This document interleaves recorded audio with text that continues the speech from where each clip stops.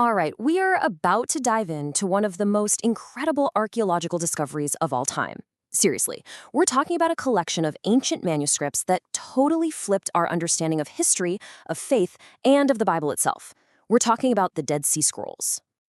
And the crazy thing is, it all started by pure accident. As the scholar James C. Vanderkam put it, this discovery, made by some shepherds just stumbling around in desert caves, turned out to be one of the greatest treasures in our entire human story. And that's the big question, isn't it? For 2,000 years, these scrolls just sat there, in the dark, silent. So what secrets were they holding on to? What stories were just waiting to be told? Well, let's find out.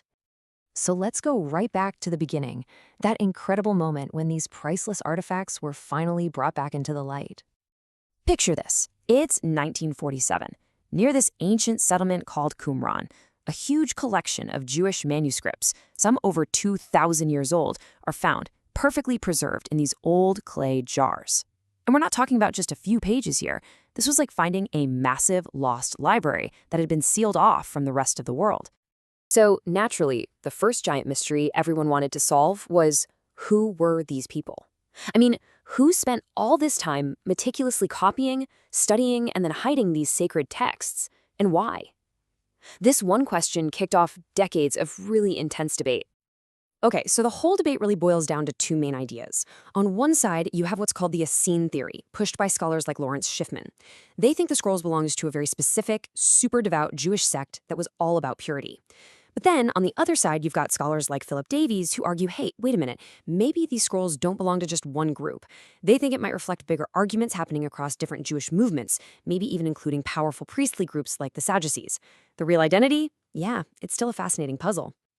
To get some answers, archaeologists went right to the source, the ruins of the Qumran settlement itself, and the clues they dug up, they paint a pretty vivid picture. They found communal dining halls, which tells us they probably ate all their meals together.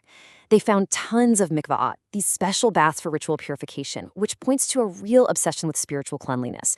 And of course, they found inkwells and those unique jars for the scrolls, which basically screams, this was a place where sacred texts weren't just read, they were being created and protected with extreme care. The scholar Geza Vermes just summed it up perfectly. Whatever you want to call them, this was not your casual once-a-week religion. No, this was an intense, passionate community of zealots for holiness who built their entire lives around their sacred texts and this powerful vision of purity. But honestly, figuring out who wrote them is only half the story. The most mind-blowing discovery was what the scrolls actually contained, texts that would completely rewrite our understanding of the Hebrew Bible itself.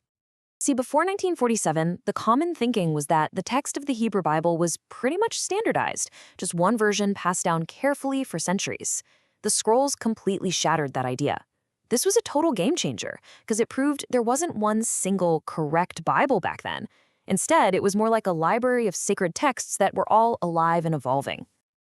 And this quote from Geza Vermes just captures that feeling so well. The Bible wasn't dead ink on a page, it was living fire. The scribes weren't just human photocopiers. They were actually part of this ongoing conversation, and it was totally normal for different versions of the same holy books to exist right next to each other. And we see some incredible concrete examples of this. Take the book of Isaiah. We thought we had the one standard version. But at Qumran, bam, they found multiple versions, all slightly different. For the book of Jeremiah, they found a much shorter version that existed right alongside the long one we have in our Bibles today. And the Psalms? Not only did they find different arrangements of the Psalms, but they even found some extra songs that didn't make it into the final cut. The idea of one single correct version just hadn't been locked down yet. So how do they read these texts? Well, they used this absolutely fascinating method called pesher. This was a way of reading the Bible where they believed that the ancient prophets, guys like Isaiah or Habakkuk, weren't just talking about ancient history. No, they believed the prophets were speaking directly about the Qumran community's own time, their own leaders, their own enemies. For them, scripture was like a coded, urgent message for right now. Okay, so a 2,000-year-old library is cool, but why does it still matter so much to us today? Well, it's because these scrolls give us this astonishingly clear window into one of the most pivotal moments in all of human history. To really put it in perspective, just look at the timeline. The scrolls were being written in the centuries leading up to and even during the life of Jesus. They're like a snapshot of the Jewish world before Christianity and modern rabbinic Judaism really took shape. They're a prequel, a bridge that connects the world of the ancient Hebrew Bible to the world we know today. And this was a world that was just buzzing with these huge, powerful ideas. The scrolls are packed with intense expectations for a Messiah, sometimes even two Messiahs. They have these apocalyptic visions of a final epic battle between good and evil. They describe rituals of washing for purity, which sound an awful lot like what John the Baptist was doing. And they talk about communal meals that built this powerful shared identity. The scrolls never mention Jesus by name, but they absolutely reveal the world that shaped him and the very first Christians. And that's really the bottom line here. The scrolls don't just belong to one faith. They are a shared inheritance for all of us. They really highlight the deep, common roots of both modern Judaism and Christianity, reminding us that these two great traditions grew out of the exact same vibrant, diverse, and passionate moment in history. Now, you'd think that after 75 years of study, we'd know pretty much everything there is to know, right? But the story of the Dead Sea Scrolls is so far from over. In fact, you could say it's just entering a brand new, really exciting chapter. The technology we have now is unlocking secrets we thought were lost to time. We're using artificial intelligence to piece together and even read tiny, blackened fragments that were totally illegible before. High-resolution digital images are making the scrolls available to literally anyone on the planet with an internet connection.